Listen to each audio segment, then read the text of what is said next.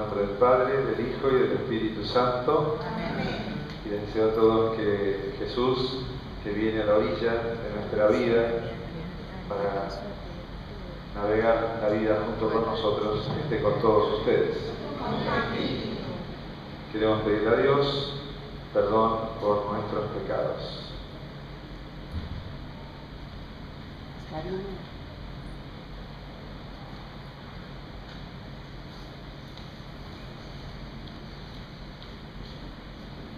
Dios tiene un llamado para cada uno y nos cuesta muchas veces reconocerlo. Por eso le decimos: Señor, ten piedad. Señor, ten piedad. Dios tiene también una palabra para darnos a través de la palabra escrita y la palabra de la Iglesia, pero no siempre estamos dispuestos a querer vivirla y a tomarnos en serio como camino de vida esa palabra.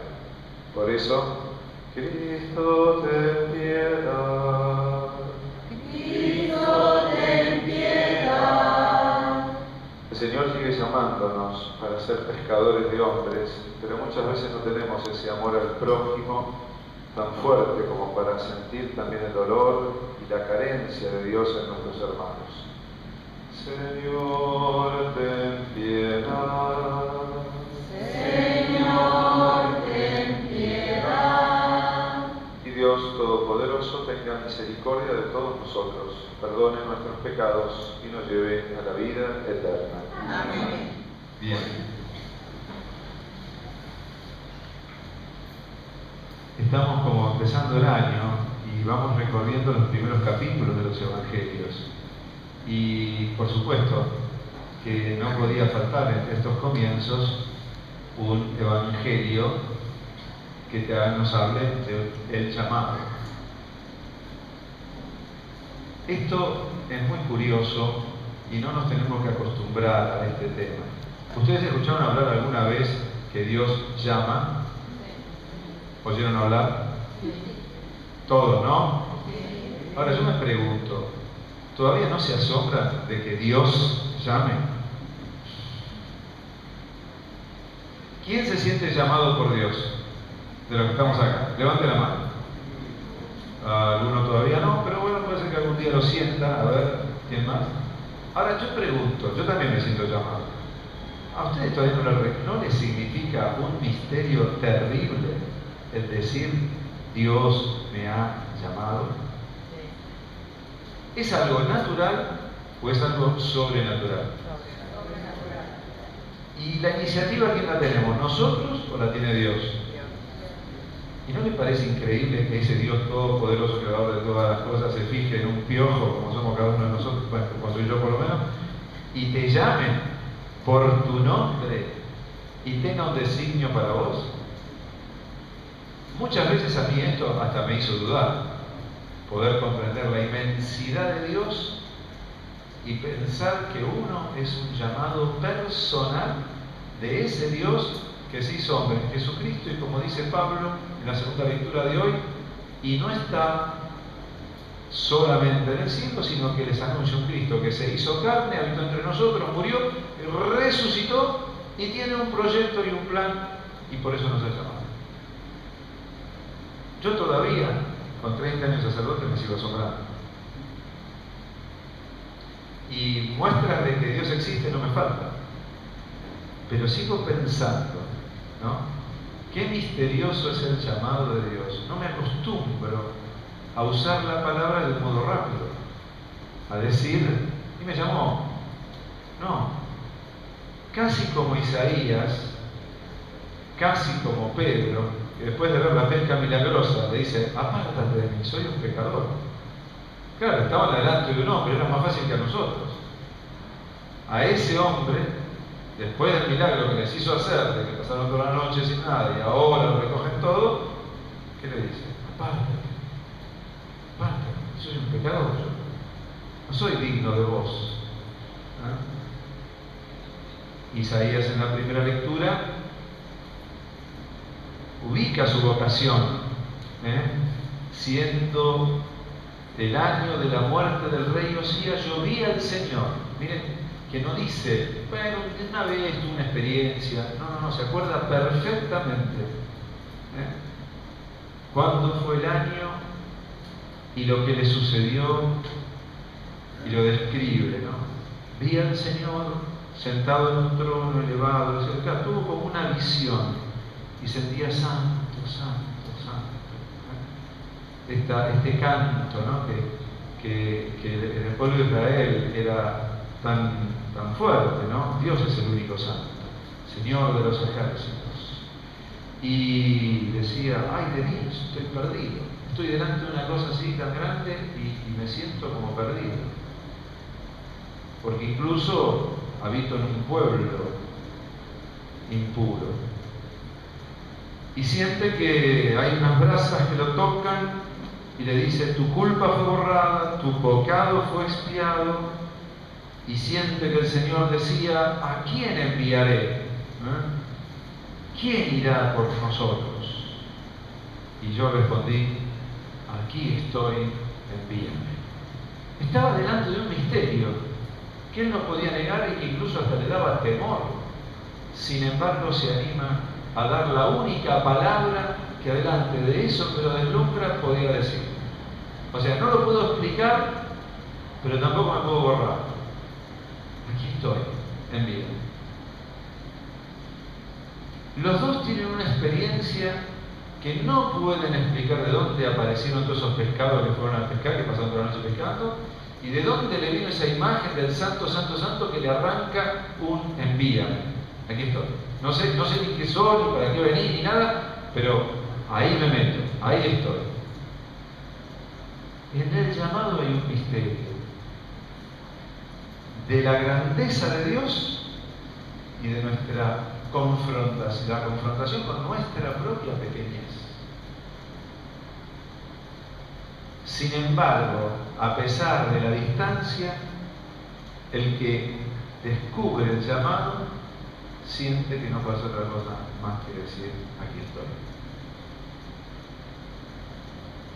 Ahora, algunos dirán, esto lo habrá vivido Juan Pablo II, Benedicto, lo habrá vivido los grandes santos, San Agustín, pero no, este es el arranque de la vida de un cristiano. ¿En qué orilla se me hizo presente de alguna manera el misterioso amor de Dios y la cercanía de Dios? ¿En qué lugar? ¿En qué orilla, de qué vida se me hizo presente Dios? Y ustedes ya van, la cabeza lo van clasificando, ¿dónde, no? ¿En qué lugar yo pude experimentar esa especie de misterio de Dios que se me puso adelante y me llevó a estar hoy aquí sentado, aún con toda la lluvia que hoy tenemos, y a no haberme quedado en casa por pereza? Algo me trae y me dice, aquí estoy, te vengo a decir, aquí estoy. Ahora, el llamado, ¿dónde lo hace Jesús? Algunos piensan, y para hacer un llamado tiene que ser en algún momento de gracia muy importante, en la cual yo estoy bien purificado y estoy bien. Y no es así. A Pedro el llamado le llegó de un fracaso. Me los imagino, esos pescadores volviendo de no haber pescado nada. O sea, sin laburo, bolsillo vacío, corazón decepcionado y diciendo, nos esforzamos inútilmente, no pescamos nada. Ustedes saben, ¿no? Lo que es ir y no pescar nada. Los que alguna vez pescaron o que haber perdido, ¿no? Te fuiste a la cancha a ver tu equipo y perdió, ¿no? No hablo de Quilmes, pero bueno, que arrancaron bien, pero después. Pero uno sabe lo que es la sensación de sentirse que es un perdedor, que la vida no me fue bien, no triunfé en el trabajo, no saqué plata, no me contrataron, Pareciera que ahí es donde creo que todos han experimentado algo de eso, ¿no? Porque con los años que tenemos y en el país que vivimos nos da la oportunidad de experimentarlo muchas veces. Entonces uno dice, bueno, a ver, en esos momentos que me siento yo derrotado, fíjense cómo puede ser el momento también en el que aparece Dios con una palabra que le cambia el sentido a la vida. Una palabra que me hace ver las cosas desde otro lugar. En Isaías era otra su razón, era un hombre que traía una culpa, que traía un pecado, porque lo primero que le dice Dios es: tu culpa, tu pecado fue borrado. Vaya a saber lo que hizo Isaías. No lo averigüemos, pero como es un ser humano como nosotros, imaginémonos nosotros en una situación de pecado, y ahí es donde Dios muestra su santidad.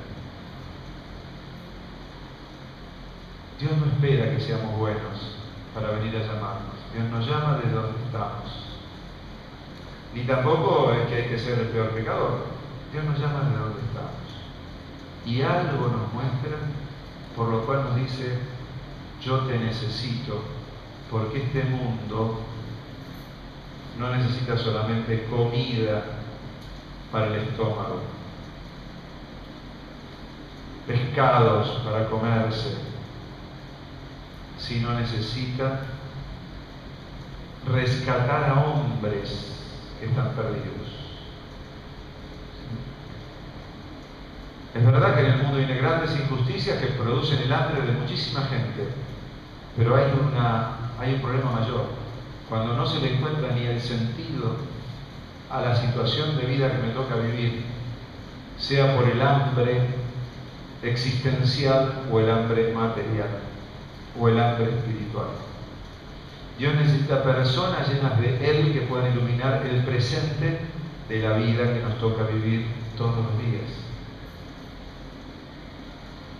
Y entonces nos dice: ¿estás dispuesto a llenarte vos de mí? Bueno, pero ¿qué tengo que hacer? ¿Vos estás dispuesto a llenarte de mí? Una vez que cargues, que me dejes subir a la barca de tu vida, verás que muchos querrán subir también a la tuya. Y que desde tu barca yo voy a poder hablar mucho. Jesús se le subió a la barca de Pedro, ¿para qué? Para hablar desde la barca de Pedro. Desde una barca que venía de un fracaso, de una noche, de una pérdida, le dice: ¿me prestas tu vida? Sí, aquí estoy. Ok. Y desde esa vida, desde esa barca que venía de un fracaso, comienza a anunciar una palabra de vida. ¿Se entiende esto? Que nuestra vida, aunque tenga fracasos, dolores, heridas, es un lugar desde donde Jesús quiere hablar también a los demás.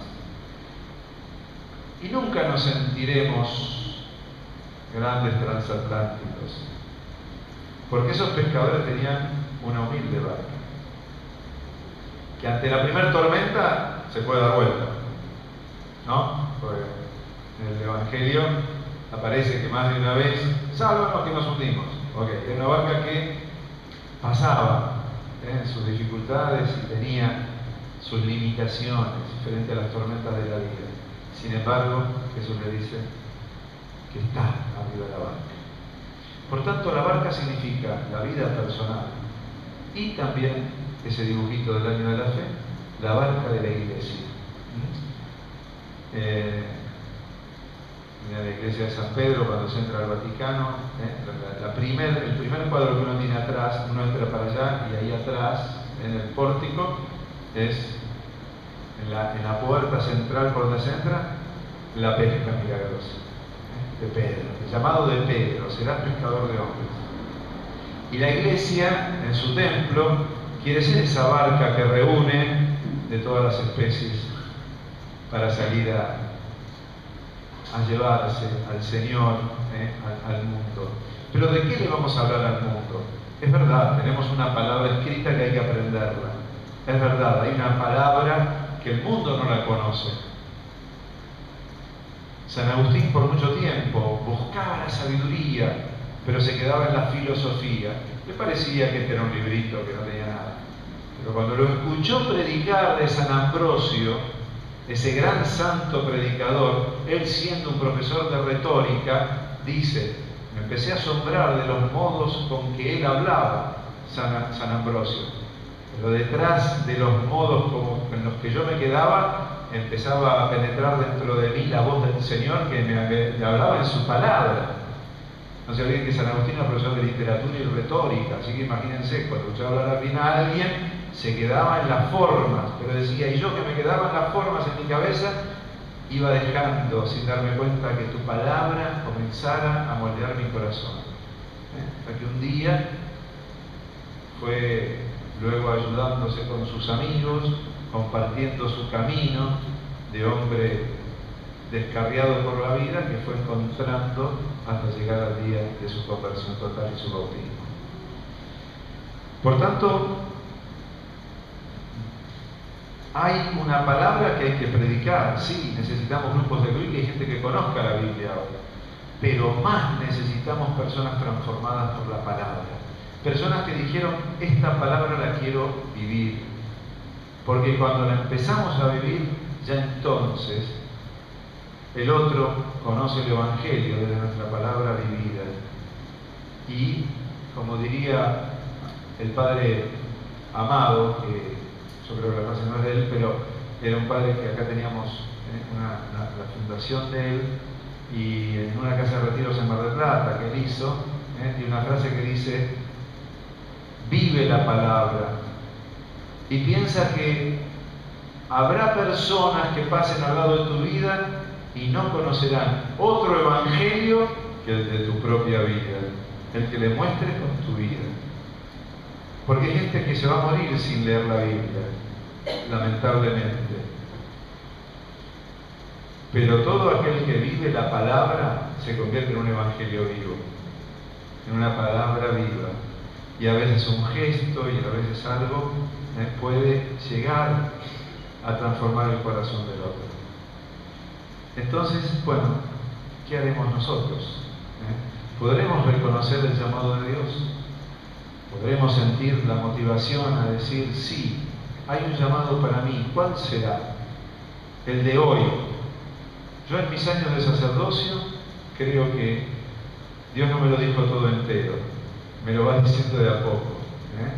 Pero gracias a Dios puedo ver que Dios siempre se te hace nuevo, siempre te hace llamados nuevos, siempre cuando va en la barca es un Dios que tiene su novedad, tiene su novedad. Y cuando lo veo aquí siento eso también, ¿no? ¿Cuál será el llamado? ¿Cuál será el lugar de cada uno? Porque Dios tiene un lugarcito para cada uno y que esta misión no es mía solamente, ¿no? Es de toda una comunidad, de toda una parroquia.